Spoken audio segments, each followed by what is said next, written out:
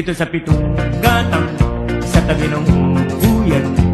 Mga kasaysayan na kung nalalaman, ito ay hindi chismis na pag-uusapan lang.